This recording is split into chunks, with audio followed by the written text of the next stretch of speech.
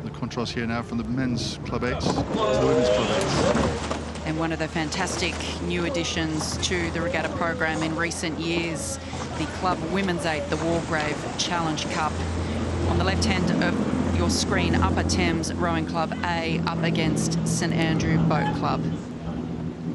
Yeah, so this is a club event. So by and large, these are athletes, these are ex-university students who've got usually full-time jobs and trying to do rowing training at the same time here. St Andrews again caught by this slight stream that bounces off the island. Upper Thames are going to get a great cheer halfway down their course. Their boathouse is literally halfway down the course on the left-hand side. So they're going to get cheered there and at the finish.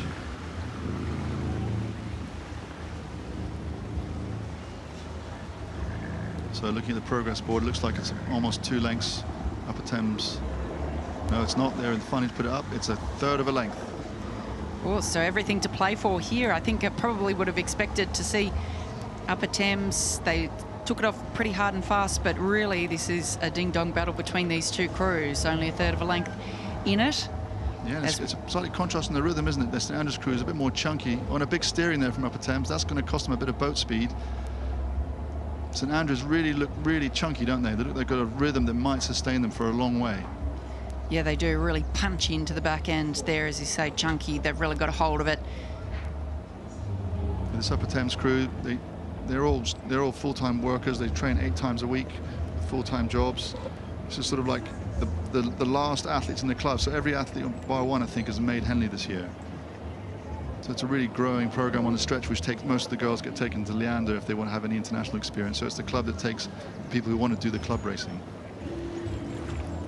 And the St Andrew crew are all pretty well new to Henley Royal Regatta, the only athletes with experience in the stroke and the coxswain seat, with 3 Henley regattas between them. So new experience for this crew from St Andrew Boat Club, who are really trying to stay on terms here with Upper Thames Rowing Club, who just have the edge at this stage.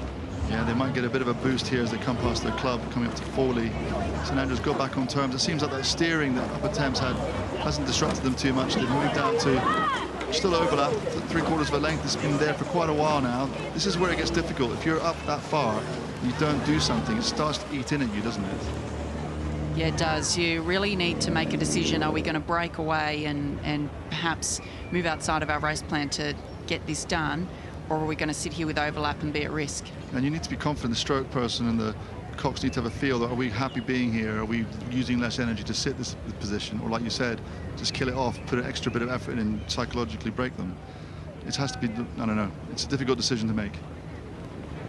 Perhaps, though, that's what we're seeing happen here, Adrian, but it looks like perhaps this Upper Thames crew just moving back into the middle of the course again. Let's see what happens here. The umpire flag comes up. The coxers from Upper Thames is looking at the other crew quite a lot from St Andrews, and that's going to drag you across. You need to be careful about not looking at them too much. And just adds, as soon as the rudder comes on, it's just like a brake, isn't it? It takes speed off the boat.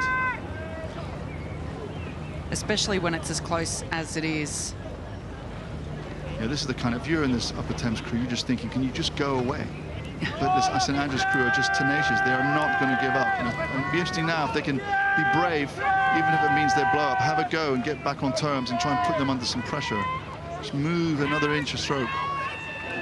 And for those who are wondering how the coxswain actually steers the boat, so the coxswain has 2 strings that attach down the boat and into the rudder, and essentially they're able to just pull those strings ever so slightly, and the rudder's not very big generally on a course like this. It would be maybe 10 centimetres. Size of a credit card, basically. Yeah, exactly.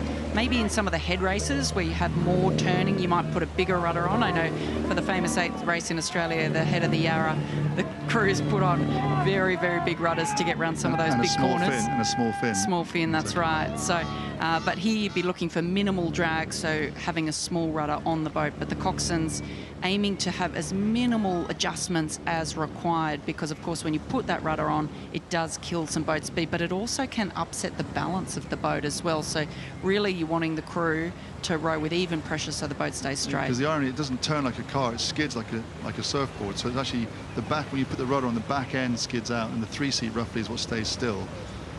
But here Upper Thames, there's some great coaching going on down there, and over the last couple of years they've been building this club crew, coached by volunteers, and their form is really keeping together as they're going down this course. They're keeping their rhythm, keeping their posture, and I think that's starting to pay dividends. They seem to slowly moving away. I think it looks like St Andrews did put everything in to try and stay on terms, and it's costing them now. And Upper Thames just looking really efficient still. Clear water now.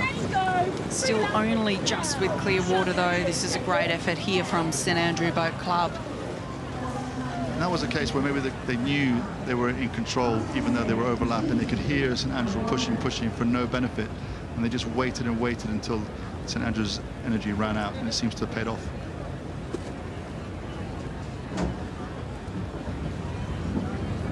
So St Andrews were 47th at the Women's 8's Head this year, whereas Upper Thames were 12th. So this is probably the form, it's probably what they expected, but it's a big difference in positions. It's a really close race. And St Andrews still staying at it.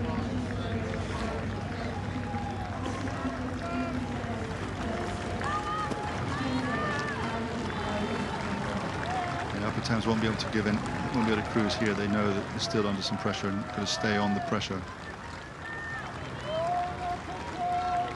As they come down past the enclosures, we can see the crowd starting to build. It's hot, but a lovely summer day out here at the regatta, and some great crowd support for Upper Thames as they're coming down towards the finish line. And it's a great feeling the last few strokes knowing you've got it in the bag now, isn't it? And as you can really see, they've spent everything. They've really emptied the tank. It's a really great effort. Yes, it hurts either way, doesn't it? But it hurts a little bit less when you cross the line first.